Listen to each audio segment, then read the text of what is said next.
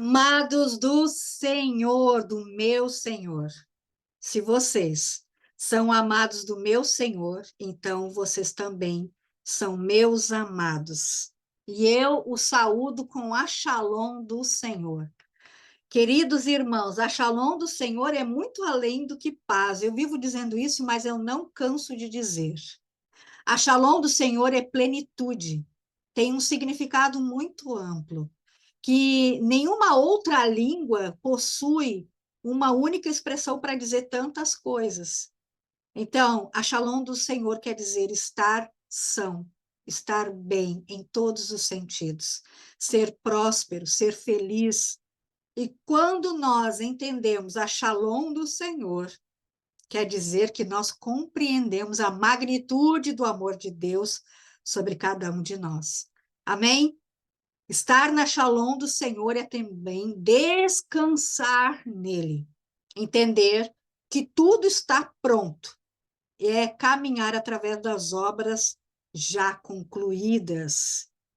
Isso significa uma segurança e que o Pai jamais perdeu o controle sobre tudo e sobre todos. Então, eu profetizo sobre essa sala Zoom e todos que estarão assistindo pelo YouTube, que estão dentro da Shalom do Senhor. Amém. E como sempre, queridos, eu começo as ministrações com muitas perguntas reflexivas. Então, vamos para as perguntas. Primeira pergunta: vocês conseguem visualizar a plenitude de Deus? Qual a atmosfera que nós estamos andando? A atmosfera do medo, a atmosfera da insatisfação, uma atmosfera do egoísmo, uma atmosfera de humanismo, uma atmosfera que eu sou o centro, ou uma atmosfera diferente? Nós temos compreendido, entendido o que o Senhor tem comunicado ao nosso coração? Nós estamos executando aquilo que o Senhor tem comunicado ao nosso coração? Nós estamos insistindo na nossa vontade, ainda que a nossa vontade tenha uma aparência de ser boa? Nós temos feito apenas a vontade de Deus? Ou nós estamos fazendo a nossa vontade? Meus irmãos, a palavra que o Senhor colocou no meu coração ministrou muito, muito a mim, muito mesmo. E eu oro para que venha ministrar os vossos corações, para que todos nós venhamos a fluir naquilo que temos que fluir. E essa palavra, ela se trata sobre para que lado nós estamos olhando. Nós estamos olhando para os céus ou estamos olhando para nós mesmos? Lembrando que olhar para os céus é olhar para o alvo, olhar para Deus. Para que lado nós estamos olhando? O meu nome é Fabiana Padilha e eu sou uma filha amada de Deus. Eu sou casada com Rony Padilha. Eu sou mãe de 3 filhos e eu faço parte do Tropa de Elite de Jesus. Aleluia. Glória a Deus. Eu gostaria que vocês abrissem as escrituras no livro de Daniel. Teve uma vez que eu comentei com meu marido, a gente nunca ministra sobre Daniel, né? O que será que tem? Lembra disso, meu bem? Não falamos sobre Daniel. Daniel é tão bom, é um livro tão excelente. Mas olha só que poderoso. Hoje ele entregou algo sobre Daniel. E Daniel é no capítulo 4, e o versículo 34, mas é só a primeira parte do versículo, amém? Que diz assim, ó. Daniel, capítulo 4, versículo 34, apenas a primeira parte. Mas, ao fim daqueles dias, eu, Nabucodonosor, levantei os meus olhos ao céu e tornou-me a vir o entendimento. Eu vou repetir. Mas ao fim daqueles dias, eu, Nabucodonosor, levantei os meus olhos ao céu e tornou-me a vir o entendimento. Para contexto, para a gente entender o que é que aconteceu neste livro, quem era Nabucodonosor. Nabucodonosor, ele foi um rei da Babilônia. E este rei da Babilônia, ele sitiou Jerusalém. E este rei acabou levando alguns utensílios do templo, utensílios de ouro e de prata, e levou também alguns do povo como escravos para a Babilônia. Não foram todos que foram levados. E Daniel, que é o que escreveu esse livro, foi um dos filhos de Israel. Não sei se propriamente ele escreveu ou escreveram sobre ele, isso aí eu não vou dizer com segurança, mas aponta-se que a autoria seja ele mesmo. E Daniel foi um dos filhos de Israel. Ele era jovem, ele não tinha nenhum defeito, ou seja, ele caminhava, ele pegava as coisas com as mãos, ele enxergava, ele ouvia, ele não tinha defeito. Ele tinha uma boa aparência, ele era sábio, ele era muito instruído e ele era versado, ou seja, falava bem, tinha boas palavras, bons argumentos. Daniel, ele possuía todas as qualidades exigidas pelo rei para servir no palácio real. Tudo aquilo que o rei exigiu, Daniel tinha, e por isso ele foi servir no palácio do rei. E foi necessário que Daniel aprendesse sobre a cultura e a língua dos caldeus. Ou seja, foi imposto isso para Daniel, foi imposto uma mistura cultural para Daniel. E nós sabemos que a mistura cultural pode trazer cativeiro. Amém? A mistura cultural, eu vou repetir, ela pode trazer cativeiro. E isso foi colocado para este moço, esse jovem. Mas olha que tremendo, Daniel, apesar de ter se misturado, aprendido, ele não se misturou dentro. Ele permaneceu da mesma forma como ele era lá na sua terra natal. Esse jovem, Daniel, ele se absteve de comer das iguarias do rei. Ele disse: não, eu não vou comer da comida do rei, do banquete dele, eu vou comer apenas verduras e vou tomar água. Olha que tremendo. Vocês lembram, já ouviram falar sobre o jejum de Daniel, né? Que é comer por 21 dias apenas legumes e tomar água. Não foi um jejum que Daniel fez. Por todo o tempo que ele esteve na Babilônia, ele só comeu isso, verduras e tomou água. Ele se absteve de se assentar à mesa do rei para comer aquelas iguarias. Então, gente, ele apenas orou por 21 dias sobre algo que ele estava estudando para uma resposta. Amém? O que isso significa? Que Daniel ele se manteve em santidade, ele não se contaminou. Isso que quer dizer esta decisão de Daniel.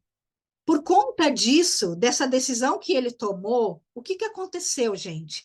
Deus guardou Daniel. Deus guardou este homem. Deus escondeu dentro dele. Deus derramou em Daniel conhecimento, derramou em Daniel inteligência, em toda a cultura, tudo que era necessário para ele ter conhecimento. E também Deus deu a Daniel inteligência para interpretar todos os tipos de visões e sonhos. Uau! Que tremendo isso, gente. E eu vou trazer nessa ministração um curso que nós estamos fazendo, que é ativando as personalidades proféticas. Lembrando que isso já acontecia há muito tempo. Amém? Glória a Deus.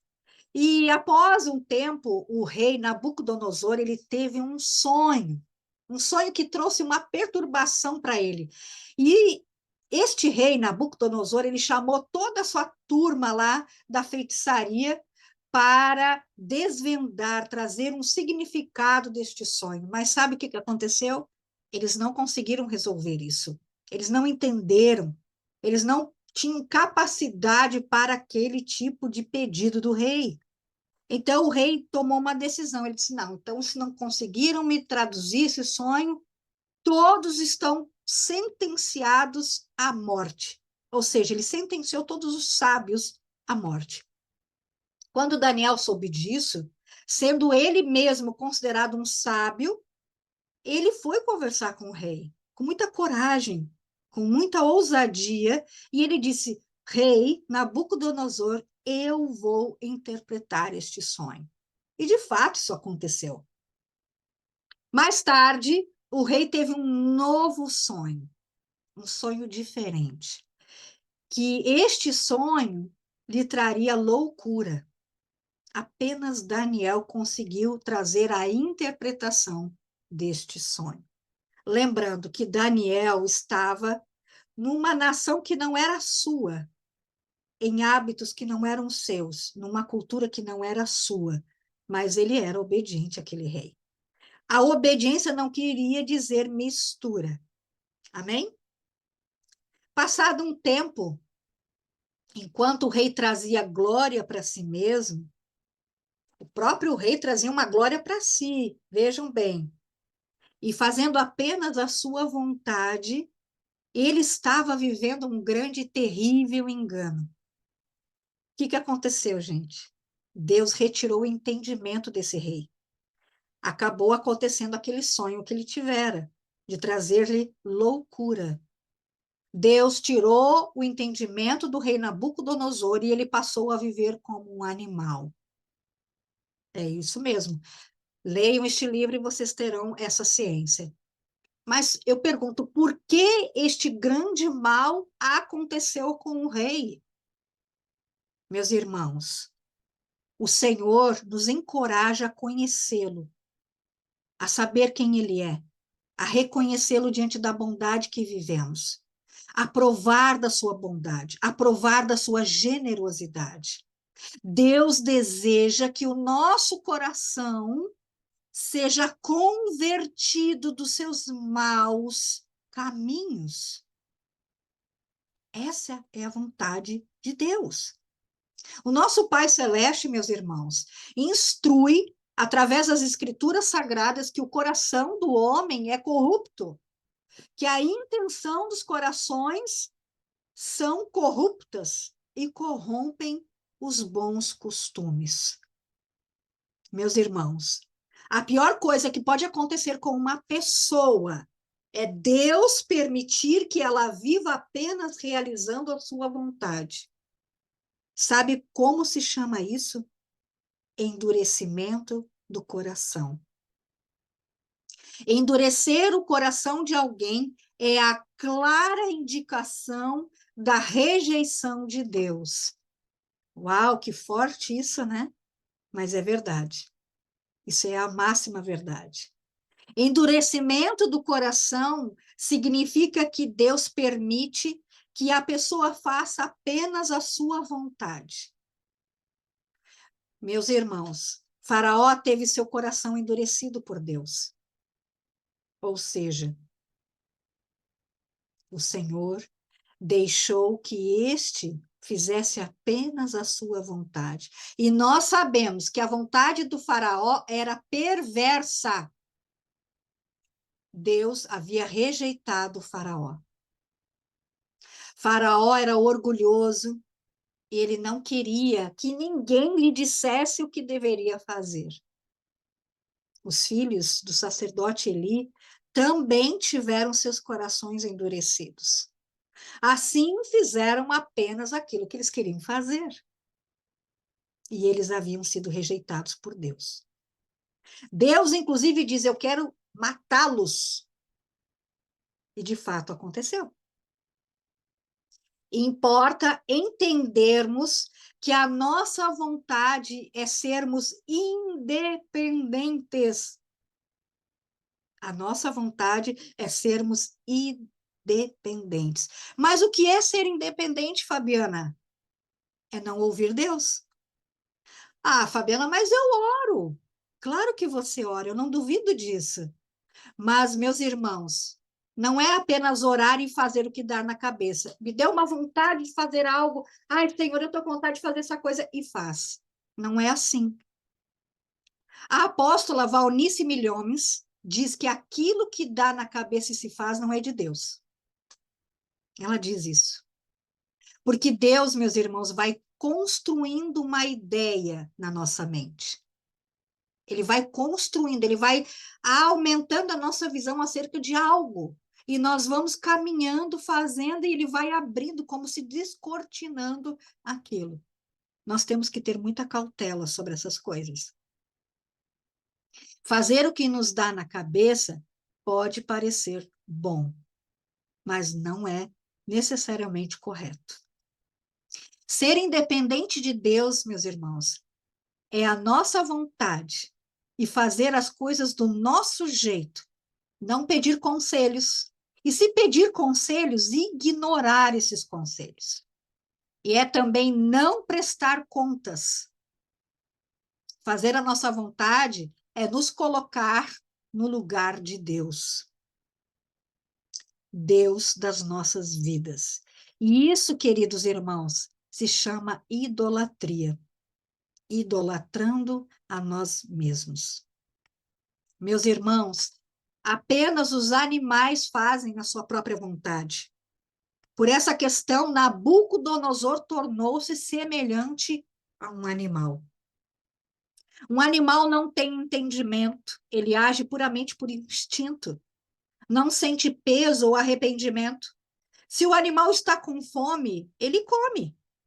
Ele não leva em consideração que não seria uma comida para ele comer, ou ele não considera que outros animais também podem estar com fome. Ah, Fabiana, mas os animais alimentam seus filhotes. Claro que alimentam. Isso é instinto. Um animal, ele não muda a sua rotina por causa de uma decisão alheia. O animal até pode aparentar que cuida, que se importa, mas ele busca a sua própria sobrevivência, a sua própria alegria e bem-estar. Ele gosta de brincar, o animal. E isso, queridos, é a contramão do reino de Deus.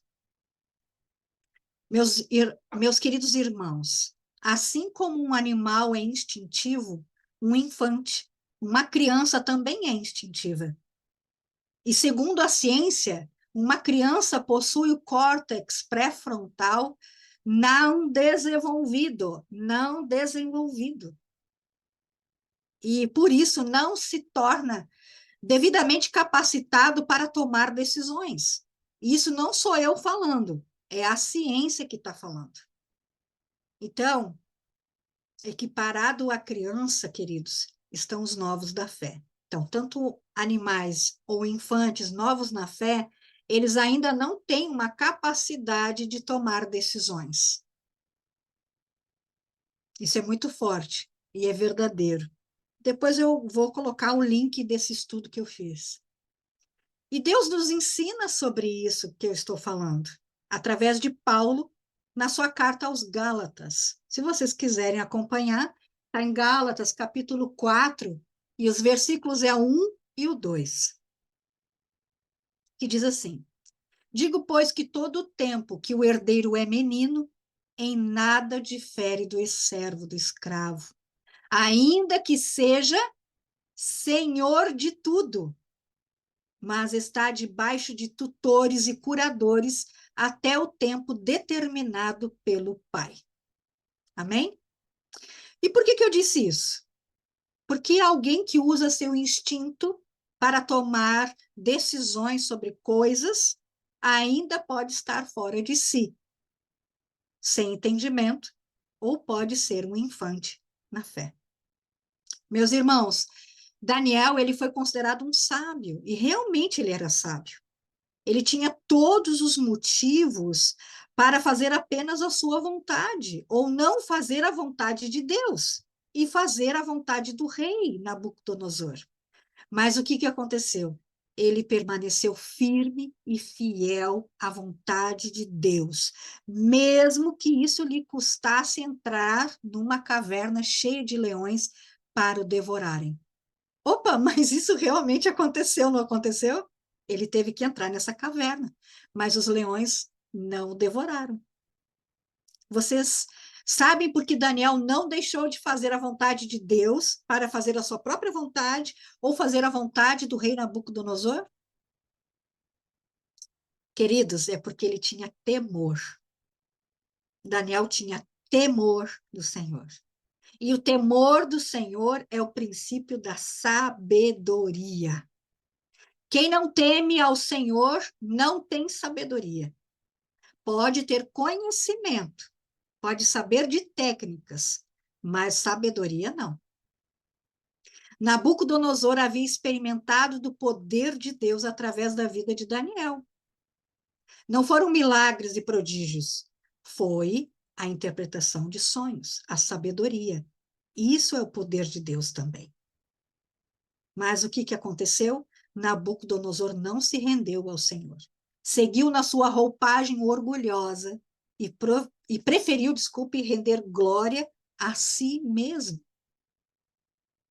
Aquele que faz a sua vontade glorifica a si mesmo. Ainda que ore, ainda que jejue, ainda que leia as escrituras, ainda que tenha uma vida aparentemente de separação do mundo, essa pessoa vai olhar apenas para si mesmo. E toda vez, meus queridos irmãos, que sentimos pena de nós mesmos, ou queremos apenas fazer a nossa própria vontade, nós estamos olhando para nós mesmos. E isso é uma indicação de que estamos sem entendimento. No popular, a fulana, o fulano estão fora de si. E eu quero contar um segredo para vocês aqui. O orgulho, meus irmãos, ele precede a queda. Lembrando que orgulho é não se submeter. Eu vou dar um exemplo sobre orgulho. Eu fui convidada, hipoteticamente, para ministrar em um determinado lugar, mas eu não vou nesse lugar, eu vou ministrar, eu declino este convite. Imagina, eu tenho vergonha, como é que eu vou me comportar lá? Como é que vão me achar se eu falar alguma coisa errada? Ou eu tenho que orar para ver se é de Deus mesmo. Vergonha é orgulho, queridos. É orgulho. E não se submeter ao Senhor. Mas é incorreto orar para saber se é de Deus? Não, claro que não. Mas, queridos, vamos trazer um parênteses aqui. Ninguém que tenha relacionamento com Deus vai fazer um convite sem que seja da vontade dele. Não acham? Nabucodonosor foi um filho amado por Deus. Foi um filho amado por Deus. Mas ele não queria o pai. Eu vou repetir. Nabucodonosor foi um filho amado pelo pai, pelo Deus, o Criador, o Todo-Poderoso, mas ele não queria este pai. Nós podemos ter sido separados, termos confessado Jesus, termos passado pelas águas do batismo, mas ainda não querermos o pai. Mas, Fabiana, tem forma de fazer parte da família de Deus e não querer o pai? Eu respondo, tem sim. O pai não é aquele que apenas provê a família. O pai, ele direciona essa família. O pai, ele dá indicações do que é correto, o que não é correto. E para se relacionar com o pai, é preciso se submeter a ele. É preciso ter respeito por o pai. É preciso prestar contas para o pai. Enfim, o relacionamento, queridos irmãos, é uma avenida de duas mãos, de duas vias, é duas avenidas, vai e vem. E para todas as ruas, todas as avenidas, todas as estradas, queridos irmãos, existem regras para evitar acidentes, para evitar engarrafamentos. Ah, Fabiana, mas eu não vivo mais na lei. Nós vivemos pela graça. Eu concordo com você. Ah, Fabiana, Jesus nos libertou. Eu concordo com você. Mas nós temos que ter cuidado para não usar as escrituras para trazer um benefício pessoal. Fabiana, eu não sirvo homens, não. Eu sirvo apenas ao Senhor. Eu quero te contar um outro segredo agora. Presta atenção. Você sabia que Deus faz através dos homens? É, ele faz através dos homens. Não porque ele não possa fazer sozinho. Não que ele não seja o todo-poderoso, que não tenha todo o poder, mas foi o próprio Deus que escolheu isso. Ele escolheu nos chamar para esta parceria. E como as irmãs Lara e Suzana dizem, apesar de nós, apesar de mim, o Senhor me escolheu. Apesar de você, o Senhor te escolheu. E é isso mesmo, apesar de nós. Ele quer que sejamos ativos e participantes do que está sendo feito. Ei, mas o que você está falando, Fabiana? Eu estou falando que Nabucodonosor, apesar de ser rei daquele império, ele deveria sim se submeter a Deus através da vida de Daniel. É isso mesmo que você está pensando. Amém? Isso teria algum prejuízo no reinado de Nabucodonosor? Não, nenhum. Submeter-se a Deus através da vida de alguém não quer dizer nada, apenas que ele é sábio. Não vai diminuí-lo. Amém? Queridos, no livro de Atos, acompanhem comigo, no livro de Atos, capítulo 9, versículo 15 diz, Atos 9, 15 diz, disse-lhe, porém, o Senhor, vai, porque este é para mim um vaso escolhido para levar o meu nome adiante dos gentios e dos reis e dos filhos de Israel. Sabe quem era essa pessoa? Saulo, que a gente sabe que se transformou em Paulo. E foi este mesmo escolhido pelo Senhor que reconheceu que não havia nada de bom nele. Lá em Romanos, capítulo 7, versículo 18 a 20, ele diz isso. Ele fala isso. Que embora ele queira fazer o bem, ele faz o mal, porque o pecado ainda habita nele. Mas mesmo assim, ele foi separado para apóstolo. Mesmo assim, ele foi o fundador de várias igrejas, denominações, placas, enfim. Através deste homem pecador, Deus se manifestava. Amém? Louvado e engrandecido seja o nome do Senhor, que apesar de mim, apesar de você, tem realizado coisas magníficas e maravilhosas. Amém? Amados irmãos, vamos sair desta armadilha de dizer que apenas servimos a Deus e não servimos homens. Você serve a Deus através dos homens. Amém? Glória a Deus. Inclusive os dons espirituais e os dons ministeriais, desculpe, é para o outro, não é para mim. É para a edificação da igreja. É para o outro. Inclusive isso, queridos. Meus amados irmãos, Deus poderia ter tirado o povo do Egito sozinho. Claro que sim. Mas ele escolheu Moisés para fazer isso. Quando Moisés foi desonrado, o próprio Senhor tomou providências. Isso está lá em Números, capítulo 12, e os versículos de 1 a 10. Leiam, isso é muito importante, muito interessante. Miriam e Arão falaram mal de Moisés. Ah, mas será que Deus só fala com ele? Ele fala conosco também. Ele casou com essa cuxita aí, ó. Sabe o que aconteceu? O próprio Senhor disse, sai para fora vocês três aí. Sai para fora. Todos os profetas eu falo através de sonhos e de visões, mas Moisés, ele é fiel a mim, eu falo ele face a face. Vocês não tiveram temor em falar mal dele? E a partir daí, Miriam ficou leprosa. Olha só o que aconteceu. A lepra, ela é como se fosse o Lachon Hará, gente. A boca maldita. A boca maldita traz lepra até hoje. Ah, mas eu não estou leprosa. Eu falei mal de líder, mas não estou leprosa. Tá assim. Tá assim. A independência traz graves consequências, meus irmãos. E uma das consequências, sabe qual é? Permanecer como órfãos. A independência é estar fora de si. A independência é não ter o entendimento. E nós permanecemos como órfãos.